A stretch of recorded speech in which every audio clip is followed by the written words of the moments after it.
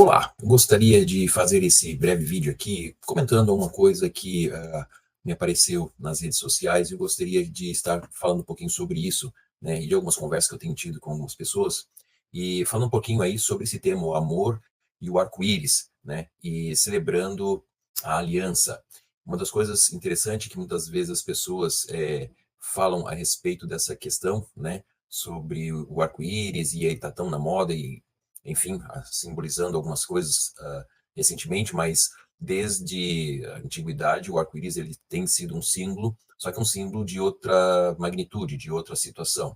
E uma das coisas que nós vemos, por exemplo, é logo ali no início de Gênesis, né, nós temos uma referência a isso, dizendo: o meu arco que coloquei nas nuvens será o sinal da minha aliança com a terra. E aqui Deus, o Criador, está falando, né, logo após o dilúvio que aconteceu ali entre o capítulo 6 e o capítulo 9. E aqui nós temos, então, um grande momento em que Deus está fazendo uma aliança com a terra, fazendo uma aliança, inclusive, com a própria humanidade, dizendo que não iria mais destruir através da água. E é interessante que ele, como símbolo disso, ele coloca esse arco, ele diz no próximo versículo: todas as vezes que eu olhar para esse arco, eu me lembrarei da promessa que eu fiz aqui, né? E nós, olhando para essa tradução que tem ali, ela é bem fiel, no sentido de que a palavra em hebraico realmente é arco, tá? Que você vai encontrar aí, tanto na tradução em português, quanto na tradução para a Septuaginta, que é essa que está mais abaixo. Mas, então, vamos falar um pouquinho sobre essas palavras aí. Essas palavras,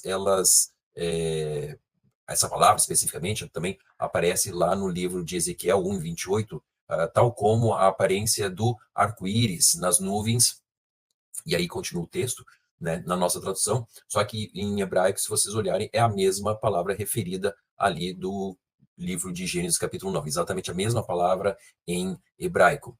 E outra coisa também que nos chama a atenção é de que nós temos a mesma palavra na tradução da Septuaginta que aparece. Então, a palavra arco-íris, como nós entendemos, né, o arco é a mesma tanto em grego quanto em hebraico. Nós vamos ver essa palavra aí, ela aparece, né? Aí tem a palavra que está lá e ela basicamente tem a seguinte tradução: arco, né, um arco usado em caça ou em batalha, pode também significar arqueiro, mas uma outra possibilidade tem a ver com o arco-íris, né, aquele sinal que aparece no céu. A gente sabe muito bem quando, né, quando está chovendo, pega o sol lá nas nuvens, aparece o arco-íris. É exatamente essa palavra que aparece nesses dois textos aí, tá? Que nós vimos até agora, que é Gênesis e o livro de Ezequiel, certo? Então, essa é a tradução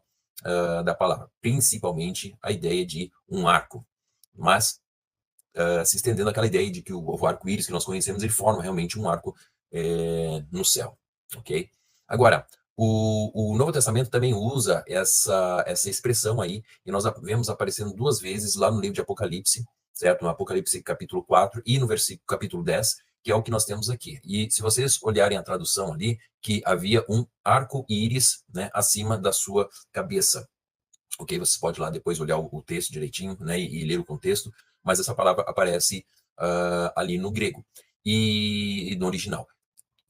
E eu fui buscar também a questão de como que ela foi traduzida para o hebraico, no hebraico do Novo Testamento, o hebraico da linguagem moderna. E é exatamente a mesma palavra que você encontra lá no Antigo, né, em Gênesis e em Ezequiel. Ou seja, essa palavra que nós vimos anteriormente, ela é uma palavra que tanto significa arco, realmente, ou um arco-íris, né, aquele fenômeno físico que nós também conhecemos tão bem, certo? Então, nós temos aí este fenômeno sendo descrito com essa palavra em hebraico, mas preste atenção como é que ela aparece em grego, lá no original, né, do Novo Testamento. Se vocês olharem ali embaixo, né, exatamente aqui nessa região aqui, ó, está usando em grego a palavra íris.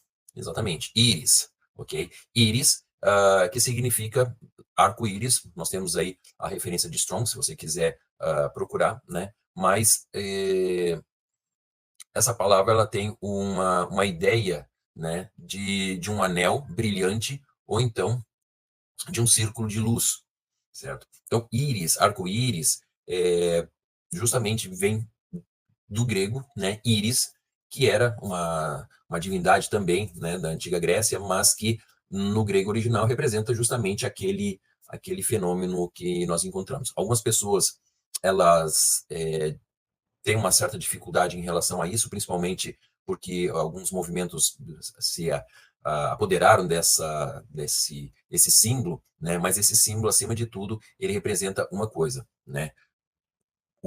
A grande aliança que Deus fez lá no Antigo Testamento com Noé, logo após ele sair da arca que ele entrou. Então, uma das coisas que a gente pode ter um orgulho, né, não é de nossas opções, mas é ter um orgulho de um Deus que fez uma aliança, que foi firmada por esse Criador lá no Ararat. E ele prometeu que ele nunca mais iria acabar com a humanidade através de uma inundação, através de um dilúvio, de uma água. Até hoje nós estamos aí, né? E Deus nunca quebrou essa promessa, nem vai quebrar, porque ele é um Deus que cumpre as suas alianças. Voltando então, mais uma vez, para essa questão que é interessante nós notarmos que Deus firmou uma aliança, mostrando isso através de um sinal nas nuvens, que era o arco, né? O keshet, que é em hebraico, que é a palavra usada lá, ou toxon no grego, né? Que significa literalmente arco, como se fosse o arco daquele que atira mesmo, mas uma ideia de algo que estava envergado. E no Novo Testamento, nós vemos essa palavra aparecer já com a sua nova, vamos assim dizer, maneira de expressar, falando íris, ou seja, arco-íris. Então, não vejo nenhum problema nesse uso desse palavreado, sendo que ela aparece, inclusive, no próprio texto bíblico, e é algo que está lá e era de comum uso pelas pessoas para simbolizar, para referir-se àquele arco que aparecia nos céus. Então, fica aí o nosso estudo. Deus abençoe e até a próxima.